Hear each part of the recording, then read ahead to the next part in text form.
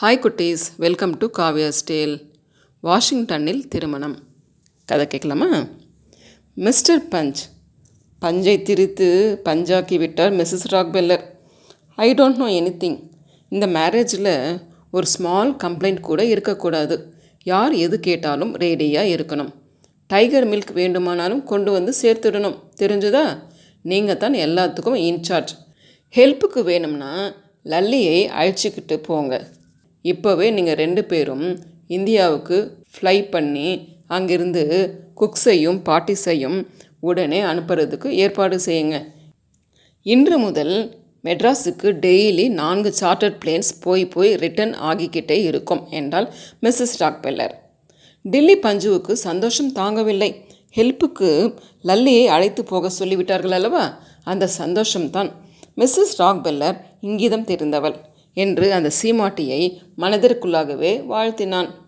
அடுத்த சில மணி நேரத்திற்கெல்லாம் பஞ்சுவும் லல்லியும் புறப்பட்டு விட்டார்கள். 4 விமானங்கள் இந்தியாவை நோக்கி பறந்தன.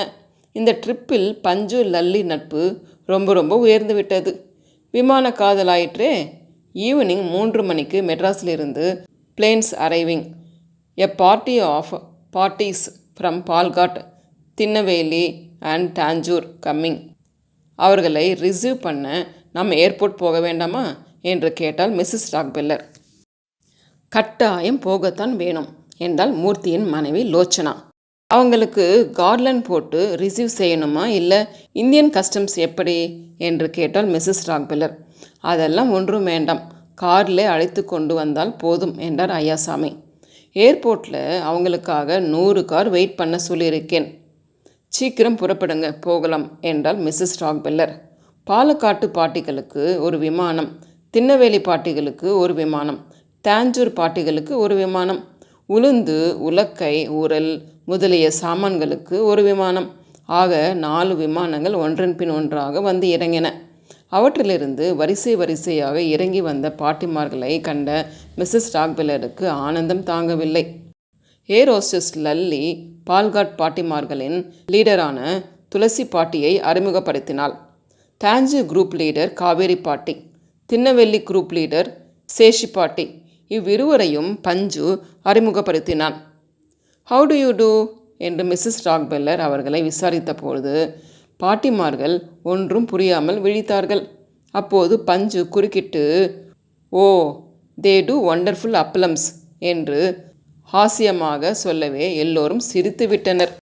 பாட்டிமார்களில் பாதி பேர் சம்மர் ஹவுஸிலும் மற்ற பாதி பேர் டம்பர்டன் ஓக்ஸிலும் இறக்கப்பட்டனர். இவர்களுக்கெல்லாம் இப்போது என்ன ஆகாரம் கொடுப்பது? டீயும் பிஸ்கெட்டும் கொடுக்க சொல்லட்டுமா என்று கேட்டால் மிஸ்ஸஸ் ராக்பெல்லர். சிவசிவா, இன்றைக்கு ஏகாதசி, இவர்கள் பச்சை தண்ணி கூட தொடமாட்டார்கள். க்ளீன் பட்டினித்தான் என்றான் பஞ்சு. ஏகாதசிக்கு ஏன் பட்டினி இருக்கணும் என்று கேட்டால் மிஸ்ஸஸ் ராக்பெல்லர். அப்போது தான் வைகுண்டம் போவார்களாம் என்றான் பஞ்சு. வைகவுண்ட்லே போகணுமா? எத்தனை வைகவுண்ட் வேணுமானாலும் நான் அரேஞ்ச் பண்ணுவேனே என்றால் மிஸ்ஸஸ் ராக்பெல்லர். அது வைகவுண்ட் இல்லை, வைகுண்டம், அது மேலே இருக்கிறது என்றான் பஞ்சு. வைகவுண்ட் கூட மேலே தான் போகும் என்றால் மிஸ்ஸஸ் ராக். சரி, அவங்க வந்த வேலை முடியட்டும், அப்புறம் வைகுண்டிலேயே ஏற்றி அனுப்பிவிடலாம் என்றான் பஞ்சு. நாளைக்கே அப்பளம் ஓக்ஸை பிகின் பண்ணிடலாம் இல்லையா என்று கேட்டால் மிஸ்ஸஸ் ராக்பெல்லர். நாளைக்கு எப்படி முடியும்? கிணறே வெட்டி ஆகவில்லையே என்று கூறினாள் தஞ்சாவூர் காவேரி பாட்டி. கிணறா அப்படின்னா என்று கேட்டால் மிஸ்ஸஸ் ராக்பெல்லர். வெல் என்றான் பஞ்சு. வெல் எதுக்கு? உளுந்தை ஊற போடுறதுக்கு வெல் வாட்டர் தான் வேணும். இவர்களெல்லாம் வெல் வாட்டரில் தான் ஸ்நானம் செய்வார்கள் என்றார் அம்மாஞ்சி. அப்படின்னா இம்மிடியட்டாக பெரிய வெல்லாக ஒன்று வெட்டுவதற்கு ஏற்பாடு செய்துவிடலாமே என்றால் மிஸ்ஸஸ் ராக்பெல்லர். நாளைக்கு காலையில் பந்தல் போடுறவங்களும் 10 பாத்திரம் தேய்க்கிறவங்களும் வராங்க. பந்தல் போடுகிற ஆசாமிகளை விட்டால் ஒரே நைட்டில் கிணறு வெட்டி ராட்டினமும் போட்டு கொடுத்து விடுவார்கள் என்றான் பஞ்சு. மறுநாளே பந்தல்காரர்கள் வந்ததும் அவர்களை கொண்டு பெரிய கிணறு ஒன்றை வெட்டி ராட்டினமும் போட்டுவிட்டான் பஞ்சு. கிணற்றை வந்து பார்த்தால் மிஸ்ஸஸ் ராக்பெல்லர். இதுதான் வெல் என்றான் Panju. Very good mister Panch, well ரொம்ப நல்லா இருக்குது என்றால் மிஸ்ஸஸ் ராக்பெல்லர். கிணற்றில் தண்ணீர் எடுப்பதற்கு முன்னால் தேங்காய் உடைத்து கற்பூரம் கொளுத்த வேண்டும் என்றாள் காவேரி பாட்டி. சரி, அம்மாஞ்சி வாத்தியாரை கூப்பிடு என்றார் ஐயாசாமி. அம்மாஞ்சி வாத்தியார் வந்து தேங்காய் உடைத்தார். அதை கண்ட மிஸ்ஸஸ் ராக்பெல்லர் ஆச்சரியத்துடன் தேங்காயை சம அளவில் வட்டமாக எப்படி உடைத்தார் என்று கேட்டாள். That is the Indian art என்றான் பஞ்சு. தேங்காய்க்கு குடுமி வைத்திருப்பதை கண்டுவிட்டு டாப்டட் கோகனட் என்று சொல்லி சிரித்தாள் மிஸ்ஸஸ் ராக். ஏன்னா பஞ்சு, அமெரிக்காவில் தேங்காய்க்கெல்லாம் கிராப்பு வைப்பாலாமா என்று கேட்டாள் பாட்டி. சரி, பூஜை ஆகிவிட்டது, இனி தண்ணீர் எடுக்கலாம். தாம்பு கயிறு இருக்கிறதா என்று கேட்டார் ஐயாசாமி. 4 டசன் தாம்பு கயிறு கொண்டு வந்திருக்கிறேன், போதுமா என்றான் பஞ்சு. ஐயாசாமி குடத்தில் தாம்பு கயிற்றை சுருக்கிட்டு தண்ணீர் சேந்தினார். ராட்டினம் க்ரீச் க்ரீச் என்று சத்தமிட்டது. மிஸ்ஸஸ் ராக்பெல்லருக்கு அந்த சத்தம் மிகவும் பிடித்திருந்தது. ஓ, வாட் எ மியூசிக்கல் சவுண்ட்! இந்த சவுண்டு எப்போதும் கேட்டுக்கொண்டே இருக்குமா என்று விசாரித்தார் மிஸ்ஸஸ் ராக். ராட்டினத்துக்கு கிரீஸோ எண்ணெயோ போடாமல் இருந்தால் இந்த சவுண்ட் எப்போதும் வந்து கொண்டிருக்கும். அது மட்டுமல்ல, இன்னும் பல தினுசான சவுண்டுகள் கூட வரும் என்றான் பஞ்சு. பஞ்ச், அப்படின்னா இந்த ராட்டினத்துக்கு யாரும் எண்ணெய் போட்டு விடாமல் உஷாராய் பார்த்துக்கணும். இப்போவே இங்கே 2 வாட்ச்மேன் போட்டு விடுங்க. யாராவது எண்ணெய் போட வந்தால் அதை தடுத்துடணும் என்றாள். சரி மேடம் என்றான் பஞ்சு. எனக்கு இந்த வெள்ளிலிருந்து வாட்டர் ஃபுல் பண்ணி பார்க்கணும் போல ஆசையாக இருக்குது என்று கூறி தண்ணீர் குடத்தை தானே இழுத்து பார்த்தாள். புது தாம்பு கயிறு ஆனதால் அந்த சீமாட்டியின் கைகள் சிவந்து எரிச்சல் எடுத்தன. உடனே கைகளுக்கு கிளவுஸ் போட்டுக்கொண்டு சேந்தினாள். குடம் தாறுமாறாக ஊசலாடி நக்கென்று சுவரில் மோதவே ஓட்டையாகி தண்ணீர் எல்லாம் கீழே போய்விட்டது. அதை கண்டு வெரி சாரி பஞ்ச், குடம் பஞ்சராகிவிட்டது என்று சொல்லி வருத்தப்பட்டாள். பரவாயில்லை மேடம், வெல்டு பண்ணிடலாம் என்றான் பஞ்சு. ராட்டினத்திலிருந்து மியூசிக்கல் சவுண்ட் உண்டாகிறது என்னும் செய்தியை கேள்வியுற்ற அமெரிக்க சங்கீத நிபுணர்களும் ஆராய்ச்சியாளர்களும் ஹாலிவுட் ஆர்கெஸ்ட்ரா கோஷ்டியினரும் சம்மர் ஹவுஸ் தோட்டத்தை முற்றுகையிட்டனர். ராட்டினத்தில் உண்டான விதவிதமான ஒலிகளை கேட்டு பரவசமாகி இத்தகைய இனிய சங்கீதத்தை எழுப்பும் இந்த அதிசய மியூசிக்கல் இன்ஸ்ட்ருமெண்ட்டை அக்கு வேறு ஆணி வேறாக பிரித்து ஆராய்ச்சி செய்து பார்த்தனர். இந்த வாத்தியத்தை கண்டுபிடித்த இந்திய நிபுணரை பேட்டி காணவும் அந்த மேதையின் அறிவு கூர்மையை அமெரிக்கா நாட்டின் சங்கீத வளர்ச்சிக்கு பயன்படுத்தி கொள்ளவும் முடிவு செய்தனர். ஹாலிவுட் பட முதலாளிகள் அப்போது தாங்கள் எடுத்துக்கொண்டிருந்த சில படங்களில் இந்த அதிசய சங்கீத கருவியின் ஒலியை பின்னணியாக உபயோகிக்க தீர்மானித்தனர். ஆனால் இவ்வளவு பெரிய வாத்தியத்தை பெயர்த்து அப்பால் எடுத்து செல்ல முடியாது என்று அறிந்தபோது அதே மாதிரி வாத்திய கருவி ஒன்றை தங்கள் ஸ்டூடியோவிலேயே சொந்தமாக செய்து வைத்து கொள்ள விரும்பினர்.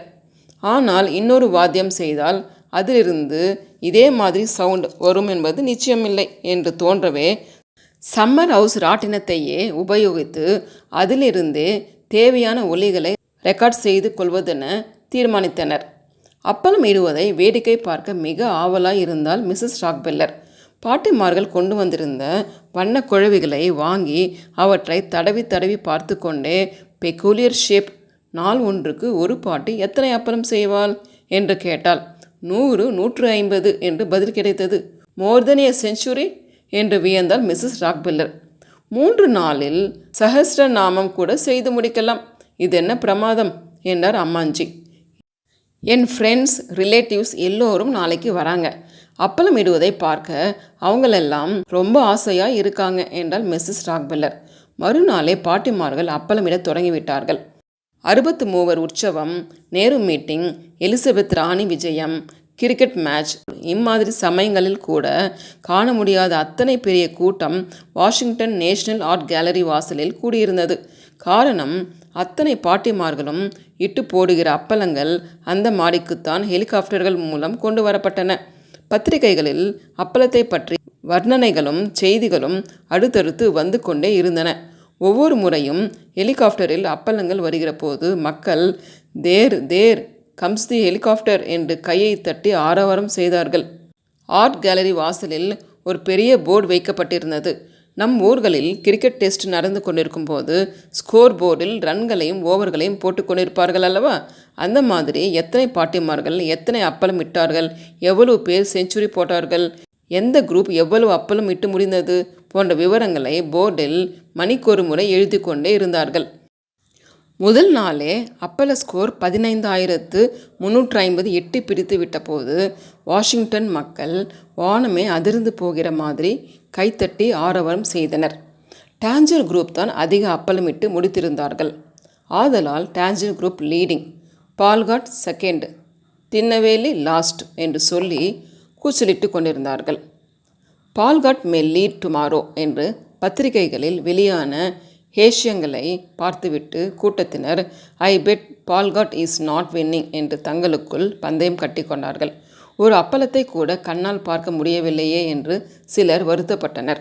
அங்கே சம்மர் ஹவுஸிலும் டம்பர்டன் ஓக்ஸிலும் மும்முரமாக நடைபெற்று கொண்டிருந்த அப்பளம் புரொடக்ஷனை பார்க்க மிஸ்ஸஸ் ராக்பெல்லரின் உறவினர்களும் சிநேகிதர்களும் 100 பேருக்கு மேல் கூடியிருந்தார்கள். பாட்டிமார்கள் வரிசை வரிசையாகவும் அர்த்த சந்திர வடிவத்திலும் உட்கார்ந்து கொண்டு அப்பளம் இடுகிற காட்சியை கண் கொட்டாமல் பார்த்து ரசித்து கொண்டிருந்தனர். சில பாட்டிமார்கள் ஒரு பக்கம் உரல்களை வரிசையாக வைத்து அப்பள மாவு இடித்து கொண்டிருந்தனர். உலக்கையின் நுனியில் ஏன் இரும்பு பூன் போடப்பட்டிருக்கிறது என்று கேட்டால் அமெரிக்க மாது ஒருத்தி. இல்லாவிட்டால் உலக்கையின் நுனியில் கொழுந்து விட்டு துளிர்த்துவிடும், அதற்காகத்தான் பூன் போட்டு வைத்திருக்கிறார்கள் என்று அம்மாஞ்சி ஒரு போடு போட்டார். அப்பள உருண்டைகளை தொட்டு பார்த்துவிட்டு வெரி சாஃப்ட் பால்ஸ் என்று கூறி வியந்தனர் சில அமெரிக்க மாதர்கள். மிஸ்ஸஸ் ராக்பெல்லரின் உறவுக்கார பெண் ஒருத்தி அப்பள உருண்டையை கையில் எடுத்து பார்த்தபோது அது அவள் கையோடு ஒட்டி கொண்டு விட்டது. உடனே அவள் அதை இன்னொரு கையால் இழுத்தாள். அது இன்னொரு கையிலும் ஒட்டி கொண்டு ரப்பர் போல் நீண்டது.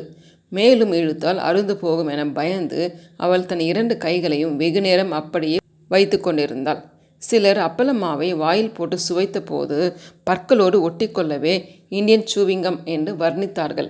அமெரிக்கா விஞ்ஞானிகள் அப்பள உருண்டைகளை கண்ணாடி டியூபுகளில் போட்டு விஞ்ஞான ரீதியாக ஆராய்ச்சி நடத்தி பார்த்துவிட்டு இதை போன்ற அதிசய பொருள் உலகத்தில் வேறு கிடையாது என்று கருத்தை தெரிவித்தனர்.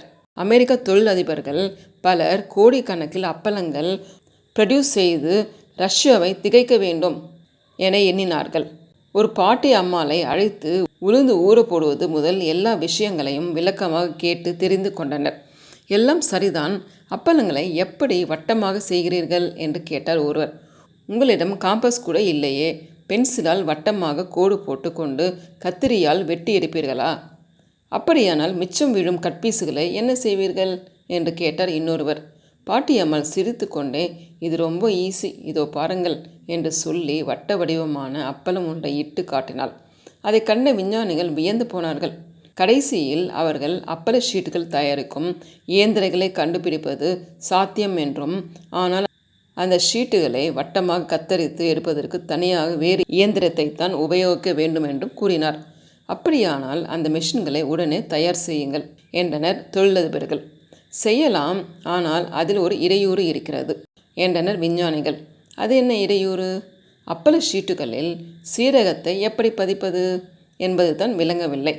எப்படியும் 1968க்குள் சீரகங்கள் பதித்த அப்பள ஷீட்டுகள் தயாரிப்பது சாத்தியமாகலாம் என்று எண்ணுகிறோம் என்றனர். அதற்குள் ரஷ்யர்கள் முந்திக் கொள்ளாமல் இருக்க வேண்டுமே என்று கவலைப்பட்டனர் அமெரிக்க தொழிலதிபர்கள். 3வது நாள் மாலை அப்பளங்களின் எண்ணிக்கை 50,000 தாண்டிவிட்டது. ஆர்ட் கேலரி வாசலில் கூட்டமும் 3 மடங்காக பெருகி வழிந்தது. திடீரென அன்று மாலை பலத்த காற்று வீச தொடங்கவே மாடி மீது உலர்த்தப்பட்டிருந்த அப்பளங்களில் பாதிக்கு மேல் ஆகாசத்தில் பறக்க தொடங்கிவிட்டன. வட்ட வட்டமாக வானத்தில் பறக்கும் அப்பளங்களை கண்ட வாஷிங்டன் மக்கள் அதிசயத்தில் ஆழ்ந்து ஃப்ளையிங் சாசர் என்று கத்தியபடி ஆகாசத்தையே அண்ணாந்து பார்த்து கொண்டிருந்தனர். ஸ்ட்ரீட்களும் அவனியூக்களும் அல்லோல் கல்லோலப்பட்டன. சிலர் துப்பாக்கியால் அந்த பறக்கும் தட்டுகளை குறிப்பார்த்து சுட்டனர். சிலர் பறக்கும் அப்பளங்களை பிடிக்க அவற்றை துரத்தி கொண்டு ஓடினர். பறக்கும் அப்பளங்களை பற்றி பத்திரிகைகளில் பத்தியாக வர்ணித்து செய்திகள் பிரசுரிக்கப்பட்டன. சில அப்பளங்கள் நம் ஊர் காற்றாடிகளைப் போல் மரங்களின் மீது, கட்டிடங்களின் மீதும், சிலைகளின் மீதும் தொத்தி கொண்டன. இன்னும் சில பொடோமாக் நதியில் விழுந்து வெள்ளத்தில் மிதந்து சென்றன. பறந்து சென்ற அப்பளங்களில் ஒன்று வெனிசுலா சுதந்திர வீரன் கையில் இருந்த கூரிய வாள் முனையில் சிக்கி கொண்டது. அந்த சிலைக்கு உயிர் இருந்தால் தன்னிடம் ஒரு அப்பளம் சிக்கியது பற்றி ரொம்ப மகிழ்ச்சி அடைந்திருக்கும். அப்பள நஷ்டத்தை குறித்து மிஸ்ஸஸ் ராக்பெல்லர் அடைந்த வருத்தத்துக்கு அளவே இல்லை. அப்பளம் லாஸ் ஆனது பற்றி அந்த சீமாட்டிக்கு உலகத்தின் பல மூலைகளிலிருந்தும் அனுதாப தந்திகள் வந்து குவிந்து கொண்டிருந்தன. நீங்கள் கவலைப்படாதீங்க, 2 நாளில் 30,000 இட்டு முடித்து விடலாம் என்று ஆறுதல் கூறினாள் மிஸ்ஸஸ் மூர்த்தி. வெங்குட்டுக்கு மட்டும் இதெல்லாம் ஒரே தமாஷா இருந்தது. அவன் தன் பாட்டியிடம் ஓடிப்போய், பாட்டி, அப்பளத்தை எல்லாம் சுட்டு விட்டார்களாம் என்றான். அடப்பாவுமே, சுடுவானேன், என்னிடம் சொல்லியிருந்தால் எண்ணெயில் பொரித்து கொடுத்திருப்பேனே. சுட்ட அப்பளம் நன்றாக இருக்காதேடா என்றாள் அந்த பாட்டி. சம்மர் ஹவுஸ் வாசலிலும் டம்பர்டன் ஓக்ஸ் வாசலிலும் அப்பள பாட்டிகளின் வருகையை எதிர்பார்த்து பத்திரிகை நிருபர்கள், புகைப்பட நிபுணர்கள், கையெழுத்து வேட்டைக்காரர்கள், பொதுமக்கள் எல்லோரும் காத்து கொண்டிருந்தனர். 2 செஞ்சுரி போட்ட எச்சுமி பாட்டி தான் முதல் கையில் அப்பள குழவியுடன் வெளியில் வந்தாள். பத்திரிகை நிருபர்கள் அந்த பாட்டியை சூழ்ந்து கொண்டு கேள்வி கேட்க தொடங்கிவிட்டார்கள். அவர்களுக்கெல்லாம் பாட்டியின் சார்பில் பஞ்சு தான் பதில் கூறினான். Are you the captain of Tanjore team என்று கேட்டார் ஒரு நிருபர். No, she is from Tinnevelly என்றான் பஞ்சு. சிலர் எச்சுமி பாட்டியிடம் ஆட்டோகிராஃப் கேட்டனர். ஆட்டோகிராஃபாவது ஆட்டோ ரிக்ஷாவாவது அதெல்லாம் எனக்கொன்றும் தெரியாது என்று கூறிவிட்டு வேகமாக போய்விட்டாள் அந்த பாட்டி. அந்த சமயம் அந்த பக்கமாக வந்த மிஸ்ஸஸ் ராக்பெல்லர், பாட்டிஸை தொந்தரவு செய்யாதீங்க, அவங்க ரெஸ்ட் எடுக்கட்டும் என்று கூறி கூட்டத்தினரை போக சொன்னாள்.